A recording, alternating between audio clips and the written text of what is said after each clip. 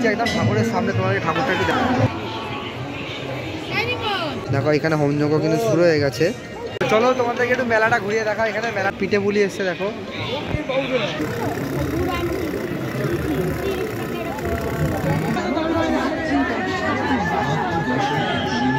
Hello বন্ধুরা, সবাইকে welcome আর একটা নতুন ব্লগে। তো চলো আজকে আমি তোমাদেরকে আমাদের শান্তিপুরের যে সবচেয়ে বড় কালী মূর্তি, মানে হচ্ছে তোমার নৃসিংহপুরে যে কালী ঠাকুরটা 52 হাত কালী, সেইটা যে তোমাদেরকে দেখাতে নিয়ে যাবো। তোমাদের আগের ব্লগে দিয়েছিলাম যে কীভাবে ঠাকুরটা তৈরি হচ্ছে। তো মেনলি পুজোটা হচ্ছে তোমার একদম পৌষ মাসের সংক্রান্তিতে। তো যেহেতু আমি মাঝখানে দীঘা ঘুরতে গেছিলাম, তাই জন্য তোমাদেরকে দেখাতে পারিনি। আমি 3 দিন, মানে আজকে হচ্ছে 4 দিনের পুজো, সেই জন্য আজকে যাচ্ছি, তোমাদেরকে দেখাবো। তো সবার প্রথমেই চলে এলাম হচ্ছে একদম নৃসিংহপুর 52 কালী ঠাকুরের মন্দিরের আগে যে রাধাকৃষ্ণ মন্দির রয়েছে, সেখানে তোমাদের রাধাকৃষ্ণ মূর্তিরা দর্শন করে। এবারে যাবো হচ্ছে একদম মেন মন্দিরের উদ্দেশ্যে। চলো। তো দেখো, তোমাদের বলেছিলাম না যে এখানে কাঠগুলো নিয়ে আসা, এখানে যে হোমযজ্ঞ হয়। দেখো এখানে হোমযজ্ঞ কিন্তু শুরু হয়ে গেছে, দেখতে পাচ্ছ। পুরো প্রচুর সাধু মানুষ এখানে এসেছেন। তো এখানে মকর সংক্রান্তিতে আসেন এবং এখানে হোম হয়, মোটো মোটা কাঠগুলো কিন্তু দাঁড়ানো হয়। এবারে তোমাদেরকে একটু মায়ের মূর্তি দর্শন করাবো। চলো, দেখতে পাচ্ছ মায়ের মূর্তি তোমাদেরকে দর্শন করছি। চলো সামনে যায়, সামনে গিয়ে মায়ের মূর্তিটা আরও ভালোভাবে তোমাদের দর্শন করাবো। হচ্ছে একদম ঠাকুরের সামনে, তোমাদেরকে ঠাকুরটা একটু দেখো। এটা হচ্ছে আমাদের শান্তিপুরের সবচেয়ে বড় কালী মূর্তি, এটাকে 52 হাত কালী বলে। এই ঠাকুরের উচ্চতা প্রায় 80 ফুট। সেই বছরে মায়ের মুখটা কত সুন্দর হয়েছে দেখতেই পাচ্ছ তোমরা। আর এত বড় মায়ের মূর্তি এখানে কিন্তু বিসর্জন হয় প্রতি বছরই। এই মায়ের পুজো প্রায় 7 দিন ধরে হয়ে থাকে। মকর সংক্রান্তিতে মায়ের পুজোটা শুরু হয়। তো কালী ঠাকুরের যে পায়ের নিচে মহাদেব রয়েছে, সেই মহাদেবেরও কিন্তু দৈর্ঘ্য অনেকটা বড় হয়, কারণ যতটা ঠাকুরের হাইট হয় সেই অনুযায়ী কিন্তু ঠাকুরের সাথে মহাদেবের হাইটটাকেও করা হয়। তো সে তুলনায় প্রচুর বড় জায়গা নিয়ে কিন্তু পুজোটা হয় প্রতি বছরই, দেখতেই পাচ্ছ তোমরা। আর প্রতি বছর কিন্তু মায়ের এরকমই উচ্চতা হয়ে থাকে।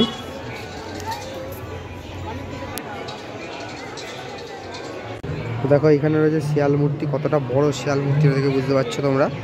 আর এদিকে মহাদেবের মূর্তি রয়েছে, তার উপরে কিন্তু মা কালীর মূর্তি। দেখো এই একদম মায়ের মন্দিরের ভেতর থেকে তোমাদেরকে দর্শন করাচ্ছি, কতটা বড় দেখো।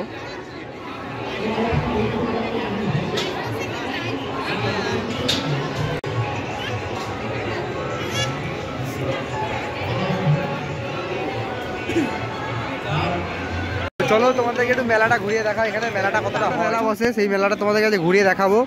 দেখতে পাচ্ছ কত কিছু এসছে, এখানে পিঠে পুলি এসছে দেখো। এখানে মেহেন্দি হচ্ছে গাইস। এখানে প্রচুর কিছু মেলায় বসেছে, এখানে পিঠে পুলি, রাবড়ি, অনেক কিছু মেলায় বসেছে।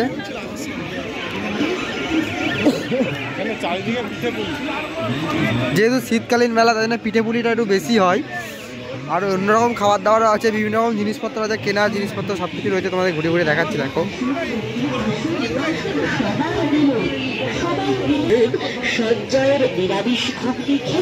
তো এখানে দেখো ভাপা পিঠে হচ্ছে, তৈরি করা হচ্ছে গুড় দিয়ে, নতুন গুড় দিয়ে।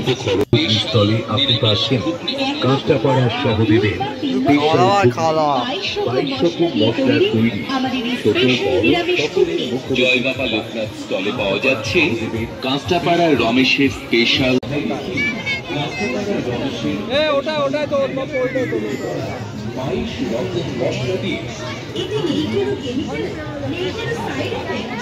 যত ইচ্ছে খান, যত খুশি খান।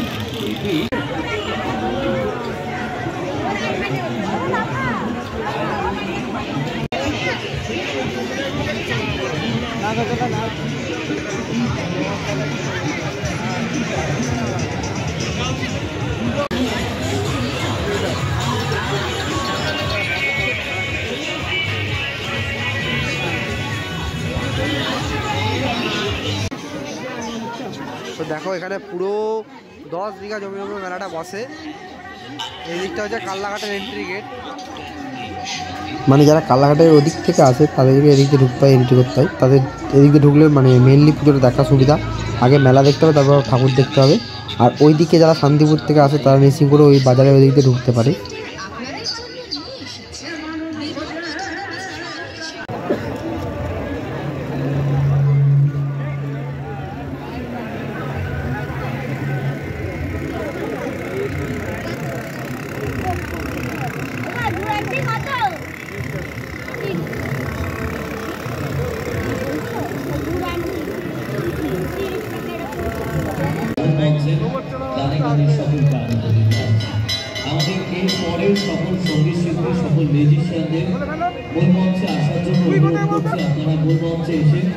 তো তোমাদেরকে দেখিয়ে নিয়ে এলাম বারনাথ কালী ঠাকুরটা এবছরের।